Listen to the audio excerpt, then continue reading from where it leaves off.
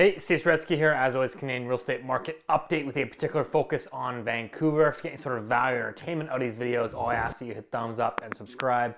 Questions, comments, put those below. Congratulations, this is 40. 40% is the number. This is the Bank of Canada now owns 40% of the Government of Canada's bond market. So congratulations, a new milestone to all of us Canadians. Ironically, if you actually look at it, since second quarter of 2019, the Bank of Canada has basically funded or subsidized 92% of the federal deficit. So essentially the Bank of Canada is sponsoring these massive budget deficits here in Canada. Again, so understanding this very moment in time is really the whole purpose and point behind these videos. It is about basically understanding what is happening today, giving you a framework that you can then utilize in your day-to-day lives. And so there are very, very few people out there that actually understand what is happening. So you've got a situation where the Bank of Canada has expanded their balance sheet, basically, essentially with the capability of basically just printing money. It's essentially a accounting trick to purchase up all this government debt, thus lowering the yields in the Government of Canada's bond market. And that obviously ultimately translates into lower mortgage rates for all of us, and thus higher home prices. And so, who is to say in today's environment that because we've had that 40% threshold now, and the Bank of Canada talks about this sort of imaginary, 50% number they prefer, they don't want to get over. Now, who is to say that we can't hit 100%? Who makes those rules? Who decides that the Bank of Canada can't go to 100%? And then when you own the entire Government of Canada bond market, you stroke a check and you say your debts are forgiven. You don't, Government of Canada, you don't need to repay those. You owe it to us. We say, no, it's okay. No problem. No need to pay. And so, people say, well, I can just imagine the comments that we're going to get here below, the anger, the frustration, the discontent that free markets are broken and that can't be allowed to happen. But if we had looked at this video here that I'm doing right now 12 months ago, 18 months ago, 24 months ago, if I had told you the Bank of Canada in 24 months will own 40% of the entire Government of Canada bond market, you would have laughed me out of the room. And so this is the point I'm trying to make, is that the rules will continue to be rewritten, because the reality is when you own 40% of the Government of Canada's bond market, you can't exit that. So there's this magical fairy tale out there that the budgets will balance themselves. Someday we'll get back to budget. These debts will eventually be repaid, and that the Bank of Canada is magically going to unwind their balance sheet, and everything will get back to normal, and eventually we'll normalize interest rates. False. That will never happen. Once you go down the quantitative easing path, once you go down to zero rates, you don't exit. Okay, so eventually there'll be some form of monetary reset. We don't know what that looks like. That could be in a year from now. That could be in 10 years from now. But at some point, we know that the writing is on the wall. And so for now, we have to understand the repercussions of these policies. It's essentially, again, keeping a broken or a failing monetary system or financial system on life support and trying to kind of get through things. And so if we look today, now we have obviously home prices ripping through the roof. Is basically, in my opinion, it's just a symptom of a currency devaluation. And all you have to do is look here at this chart of the national home prices, basically by city. I mean, everywhere you look, they're up. They're up and to the right. And so, now ironically, you've got the big banks, reaching out saying, oh my gosh, we need to get this under control. Policymakers need to rein in the Canadian housing market. Everybody's writing these articles about, oh, you bring in a principal residence tax. The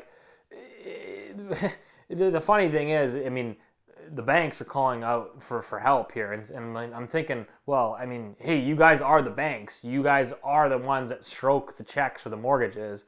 I mean, technically, you could just curb your lending and problem solved.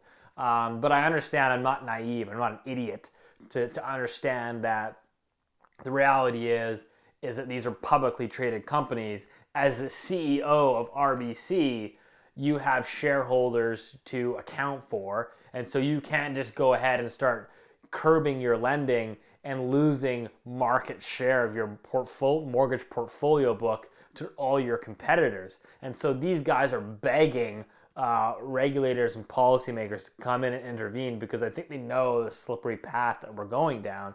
You can't have national home prices going up 20-25% a year.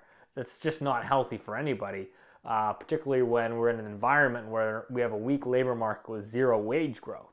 So everybody kind of knows what's going on, but you have, again, on the other side, you got this printing machine that is kind of running into overdrive, and we're trying to bring in policies to counteract that. And so, lo and behold, we actually just had OSFI, the Canadian banking regulator, come out with, the implementation of raising the mortgage stress test. So let me unpack this for you, for those of you who are not aware. Several years ago, we brought in the mortgage stress test. That was basically a minimum floor on not only insured mortgages, less than 20% down, but uninsured mortgages, more than 20% down, purchases over $1 million, etc. Basically stating that, yes, you might be borrowing at 2% on your mortgage, but we're going to qualify you on the assumption that you're borrowing at a minimum rate of 4.79%. So that was the existing mortgage stress test. Now, OSFI has come out and said, holy shit, things are going really sideways here. We better slow lending. And so what they brought in was, they said, they brought in now, so the uninsured mortgage stress test, they have not changed the insured side of it yet. The uninsured mortgage stress test is going to go from 4.79% as a minimum qualifying rate up to 5.25%. So again, understand this, unpack this a little bit further. If you're borrowing today, the average typical 5-year mortgage today on an uninsured mortgage, you're looking at about 2.2%. So what OSFI is saying is, like, we're going to qualify people now not on 2.2, not on the previous mortgage stress test of 4.79, but on 5.25%. So basically what this does is reduces borrowing power by about 4.5%. So you're reducing the amount of leverage essentially that people can take on, and in the hopes that this will be basically a slow break on the acceleration to home prices. And so this is a great chart here from National Bank, basically showing the existing and the previous mortgage stress test, where you can see is that, without the stress test, when they brought in the initial stress test, it reduced borrowing power by, they estimate 22%. That seems excessive to me. And now they're going to reduce it by another 4.5%. However, when I ultimately look at this and unpack this, there's a couple of things to understand here. First and foremost, I mean, the last stress test, I mean, you could argue it had some impact, but the reality is fast forward, 18 months, 24 months since that stress test has been implemented, home prices are still hitting and rising at all-time highs. So it might have slowed the acceleration of home prices, but make no mistake, the previous mortgage stress test didn't stop prices from falling, and I don't think this one, by pushing it up to that 50 basis points, is going to have any real material impact on the market. Again, it will slow the pace of acceleration, but the reality is, again, is you have this money printer working in overdrive. And so what is interesting now to unpack is a couple things. I think we're going to see more regulatory change in the coming months, quite possibly. I think everybody's trying to sort of, get a hold of this thing.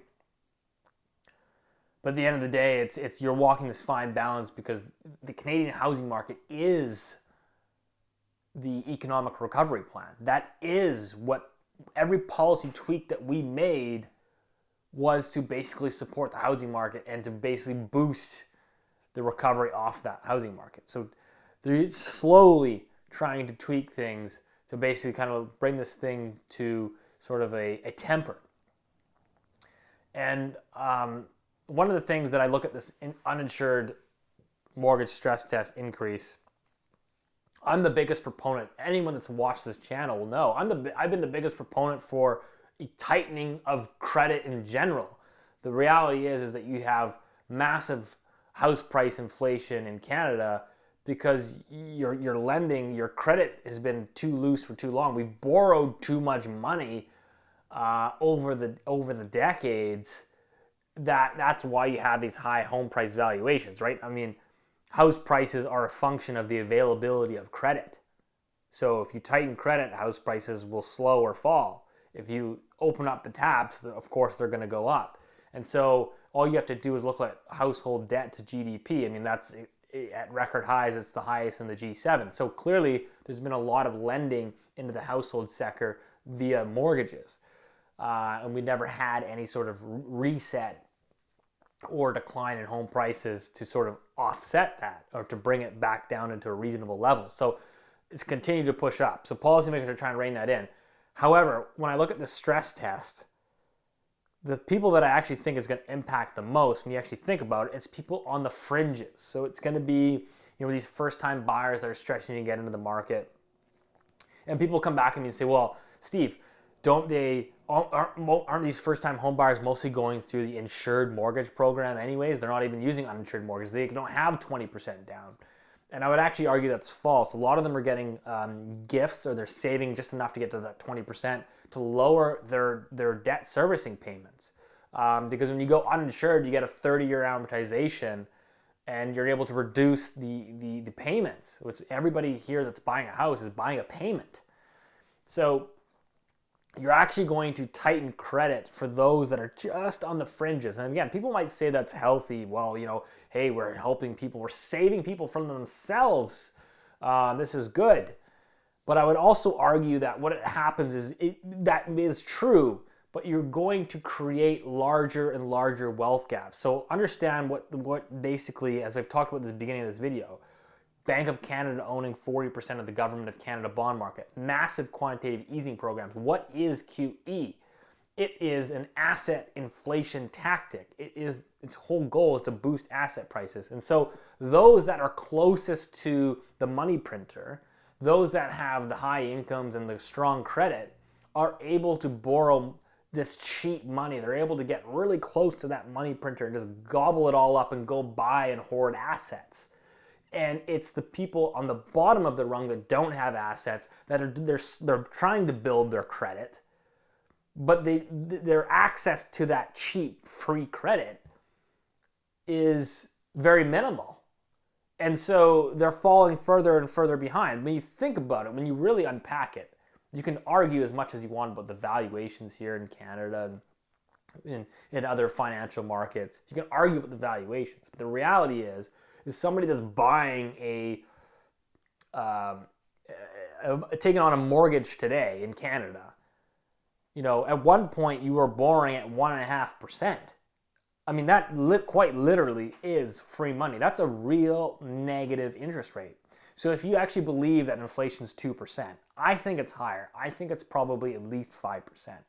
So if you're able to borrow a 5-year fixed mortgage at 2% or 1.5%, I mean, that is like a negative, you could argue that's like a negative 3% interest rate. That's quite literally free money. And so those that are close to that and are able to access that credit, they just accrue more assets. And so this is the problem when you tighten the credit on broadly. You are going to impact the have-nots the most, the people that are just trying to get in. just trying to access that credit, you get cut off. This is not going to impact someone that's wealthy, that's already got 3 or 4 properties, that makes several $100,000 a year, that has a strong credit score and a good history with the banks in terms of paying their mortgages and their credit cards, etc. This is not going to impact them at all. So again, you will widen that wealth gap, and that's why I've been a proponent since day one that, listen, the right strategy, realistically, if you're actually concerned about solving like a growing wealth inequality, the right strategy would be, hey, listen, guys, we're going to tighten credit for the investors. You've already got 3 condos. You don't need the 4th. So, if you want a 4th condo, we're going to tighten the credit on you. You got to put down 35% down payment or whatever. And for the first-time home buyer, hey, listen, we get it. You're struggling. You just want to get on the property ladder. You need to build up some equity and some credit into the system. Listen, you can have how about a 35-year amortization, 5% down, government guaranteed loan. So you loosen the credit for the first-time home buyer that it needs to get on, and you should be tightening credit simultaneously. You have to tighten credit for the people that already own all these assets. So that's ultimately my thoughts. I think there's a lot happening. Obviously, we're going to get the budget here later towards the end of the month. Again, I personally am not anticipating anything drastic. I think that this is the first move from OSFI. I'm not expecting anything imminent, but I suspect that, again, the longer that house prices go and the faster the house prices go up, you just get more intervention. So it always somewhat puts a ceiling. Like, it's almost concerning, right, that you have that kind of price growth, because like, okay, great, we've got 17% home price growth, like policy intervention incoming. It's like clockwork. It's so easy to predict what these guys are going to do. So I think summarize, first move of many. Congratulations, everybody. 40% of the Canadian government bond market. We'll see you at 50% sometime soon. See you next week.